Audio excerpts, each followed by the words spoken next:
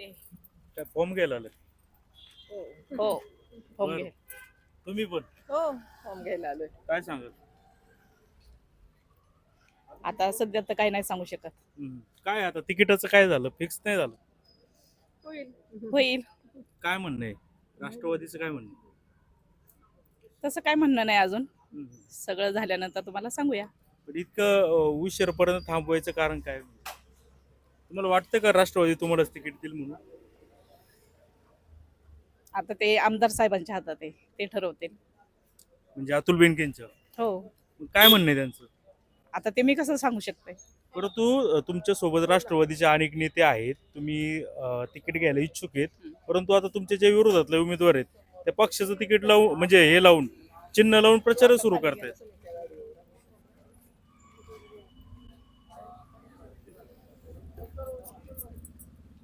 आता त्यांना तसं सांगितलं असेल त्यामुळे ते करत असेल त्यांचं काम.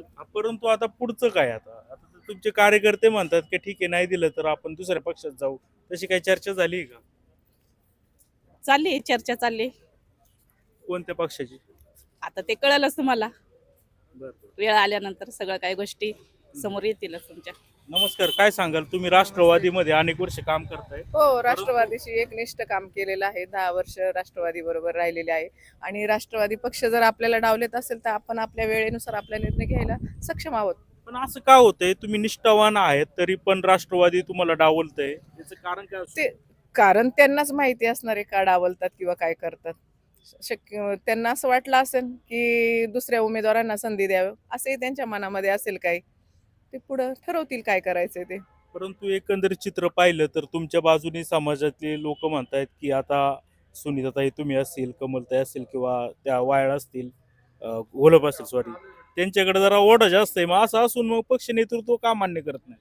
नाही मग आता ते शेवटी वेळ आल्यानंतर सगळं पक्ष नेतृत्वाला लक्षात येईल की कोण उमेदवार सक्षम होते आणि कोण नाही सक्षम.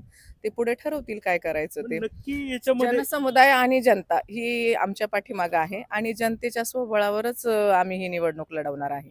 नक्की याच्यामध्ये खोडा कोण घालतंय? कोणी नेता घालतोय की स्वतः अतुल बेनके असा चुकीचा निर्णय घेतला? नाही हे तर आपण कोणत्या नेत्याविषयी किंवा माजी आमदारांविषयी काही बोलू शकत नाही.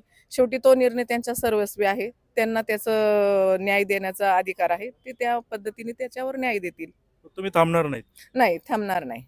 काय आता तुम्हाला तर कळलं का अनेक पक्षांमध्ये जायची तुमची तयारी सुरू आहे? हो, तशी तर आहेच आहे तयारी. शेवटी आपण तयारी केली निवडणूक लढायची आणि आपल्याला काहीतरी भागाचं नेतृत्व करून विकास करायचा आहे, तर आपण का थांबायचं? जर पक्षाला वाटत नाही संधी आपल्याला दिली पाहिजे, आपण पक्षाशी एकनिष्ठ राहून जर पक्ष आपला विचार करत नसेल, तर आपण आपला निर्णय क्षमतेने पुढे जाण्याचा नक्की विचार करणार आहे. आपलं ह्याचं स्वतः आता जे आहेत सोनवणे त्यांच्याशी संपर्कात आहात असं समजतं.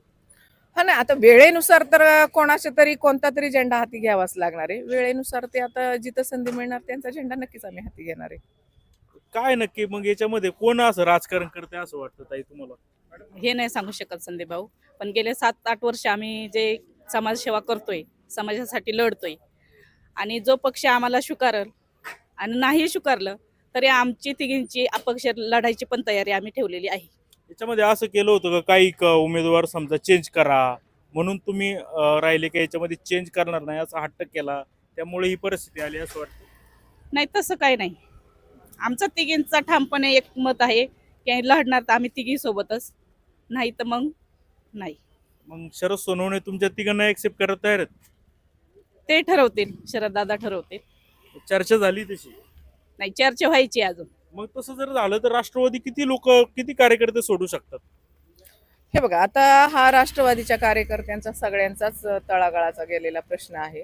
जर असं जर एक्सेप्ट नाही केलं किंवा राष्ट्रवादीने आम्हाला डावललं गेलं तर अनेक म्हणजे कदाचित सगळेच राष्ट्रवादीचे कार्यकर्ते हे निर्णय बदलू शकतील. मग असं असतानाही मग एवढा अट्टाहास का देवराम लांडेसाठी केला जातोय काय सांगाल? तुम्हाला तर बाकीचे नेते म्हणाले की तिकीट तुम्हाला आहे, तुम्हाला आतापर्यंत त्यांनी सांगितलं की राष्ट्रवादी तिकीट तुम्ही तयारीला लागा, काम चालू करा, पण ऐनवेळी असं करताय काय सांगाल? आता आम्हाला तसं सांगितलं होतं काम करा, काम चालू ठेवा. पण आता शेवटच्या क्षणाला का असं केलं हे नाही सांगू शकत. म्हणजे काय केलं हे नाही सांगू शकत आता. विश्वासघात केलाय तुमच्याशी असं नाही वाटत? हो, विश्वासघातच केलाय असंच म्हणावं लागेल. आणि राजकारणामध्ये काही समीकरणं बदलली जातात. ऐन वेळेला कुठलाही निर्णय घेतला जातो आणि ऐन वेळेला कोणीही उमेदवार दिला जातो. आपण नगरपालिकेची वस्तुस्थिती समोर आपल्या डोळ्यासमोर आहेच आहे. नगरपालिकेमध्ये जे निवडून येणारे उमेदवार होते आणि त्यांना डावललं गेलं, ते दुसऱ्या पक्षामध्ये जाऊनही त्यांनी त्यांची ताकद दाखवली गेलेली आहे. त्याचप्रमाणे आम्ही आमची ताकद दाखवूया. नाही, अतुल बेनकेंना समज ही कधी येणार? नाही, ते आपण त्यांच्या सर्वस्वी निर्णयावर नाही बोलू शकत, कारण की तो त्यांचा सर्वस्वी निर्णय आहे. ते पक्षाचे पदाधिकारी आहेत, त्यांना पक्षश्रेष्ठीचा त्यांच्यावर विश्वास आहे. त्यामुळे त्यांचा निर्णय ते घेतील, काय काय घ्यायचं आहे त्यांना. मग सांगितलं काय आता बेनकेंनी तुम्हाला? नाही, आम्हाला काहीच सांगितलेलं नाहीये. त्यामुळं आम्ही आमच्या पुढच्या तयारीनुसार चाललेलो आहे. फक्त त्यांनी सांगितलंय की तिकीट हे देवराम लांडेंना दिलं जाणार आहे. त्यामुळे तुम्ही तुमचा निर्णय सर्वस्वी घेऊ शकता. काय वाईट वाटलं असेल ना, इतकं वर्ष काम नाही, करत होते. आता पक्षाशी आपण एकनिष्ठेने एवढ्या दिवस काम केलंय, पक्षासाठी केलंय, पक्ष संघटना वाढवली आहे, तळागाळामध्ये पक्षाचं जे नेतृत्व आहे ते भागाभागामध्ये पोहोचवलंय आणि पक्षाला जेव्हा आपली गरज होती तेव्हा पक्षाने आपला वापर केला. आता त्यांची गरज संपली, आपला वापर करणं सोडून दिलं त्यांनी, किंवा आपल्याला जी हक्काची जबाबदारी त्यांनी द्यायला पाहिजे नव्हती त्याच्यासाठी ते आपल्यावर नाराज आहेत. त्यांना त्यांचं कारण त्यांच्याकडेच माहिती असेल. तुम्हाला एकतर शिवसेनेत तिकीट जाहीर केलं होतं पाठीमागं आणि तुम्हीच फिक्स होतात, असं असताना तुम्ही शिवसेना सोडून राष्ट्रवादीच्या आम्ही अजून शिवसेना सोडलेलीच नव्हती. आम्ही जागेवर ठाम होतो. आम्ही कुठेही वाच्यता केली नव्हती का आम्ही शिवसेना सोडली आणि राष्ट्रवादीत गेलो, असं कुठेही झालं नव्हतं संदीप भाऊ. मग तुम्ही आता राष्ट्रवादी तिकीट मागत होता ना? हा, मागत होतं, तिकीट मागत होतं. आम्ही दोन्ही तयार होते. आम्हाला शरद दादा पण देणार होते आणि अतुल बेनकेंनी पण आम्हाला तसं सांगितलं होतं का तुम्ही कामाला लागा, पण आम्ही आमच्या जागेवर होतो. पण तुम्ही दोन दगडांवर हात ठेवल्यामुळं हा सगळा विषय झाला असं नाही वाटत? असं काही वाटत नाही, आम्ही दोन दगडावर हात ठेवलाच नाही. आम्हाला सगळ्या पक्षांकडनं मागणी होती. तर काय देवराम लांडेंना स्वीकारेल का जनता? आता ठीक आहे, आता त्यांची लढाई आहे, ती तुम्ही पंचायत समिती लढत आहे.